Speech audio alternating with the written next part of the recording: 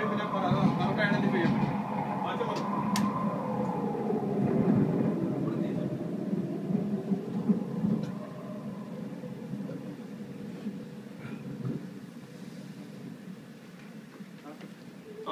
പൂർണ്ണമായിട്ട് ശബ്ദം മഴയുടെ ശബ്ദം വരും.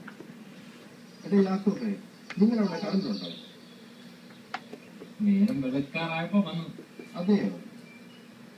ഇന്നലെ എന്ത് കാറ്റും മഴയായിരുന്നു. രാത്രി കണ്ടുപോയതാ. ഇതുവരെ ആയിട്ട് വന്നിട്ടില്ല. നെറ്റുമില്ല, ഫേസ്ബുക്കുമില്ല, ഒരു സംഗതി ഒട്ട് നടന്നുമില്ല. നെറ്റില്ലേ?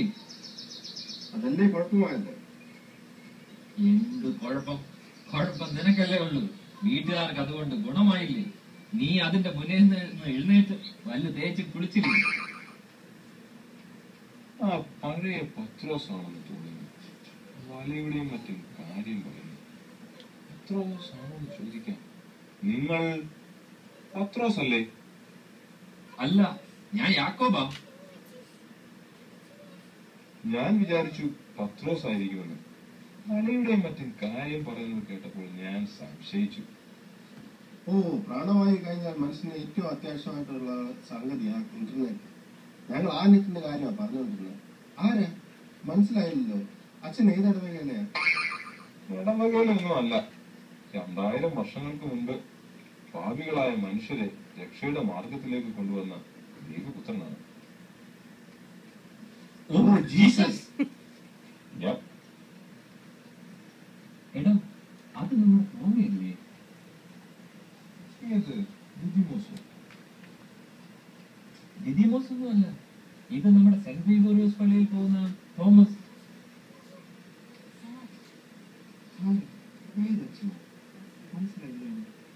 മനസ്സിലായില്ലേ?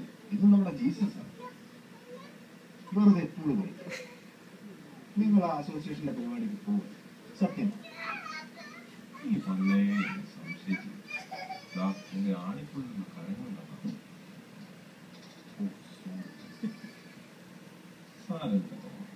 അതുപോലെ തോമ ഇവിടെ പോകുന്നു. ഒരു ഇന്റർവ്യൂ ഉണ്ട്. ആണ്. വീണ്ടും നെറ്റ്. നീ എന്ത് ജോലിയാ ചെയ്യുന്നത്? ഞാൻ നെറ്റ്വർക്കിംഗ്. നീയും ഐ.ടി.കാരനാണോ? ഞങ്ങളെല്ലാവരും ഐ.ടി.കാരാണ്. പണ്ടത്തെ നേഴ്സുമാരെക്കാൾ കൂടുതൽ ഇപ്പോഴത്തെ ഐ.ടി.കാർ. ഞങ്ങളുടെ പള്ളി അച്ഛൻ ഒഴികെ ബാക്കി മുഴുവൻ ഐ.ടി.കാർ. ആരോ പറയുന്നത് കേട്ടു അച്ഛനെ ഇപ്പൊ ഡോക്ടറേറ്റിന് പഠിച്ചു. ഭർത്താവേ, ഇവിടെ അങ്ങേക്ക് ആളെ മനസ്സിലായോ? ഇല്ല. ഇത് നമ്മുടെ ടാക്സ് ഒക്കെ ഫയൽ ചെയ്ത് കൊടുക്കുന്ന മത്തായി. മക്കളെ, കൊയ്ത്ത് വളരെയുണ്ട്. വേലക്കാരുടെ ചുരുക്കം. നിങ്ങൾ എല്ലാവരും എന്നെ അനുഭവിക്കും. പിന്നെ കാശ് തടയുന്ന സമയം നിങ്ങൾ കിട്ടും. ഞാൻ പേപ്പറിൽ 15 കഴിഞ്ഞു. ജയമോൻ ഇങ്ങോട്ട്.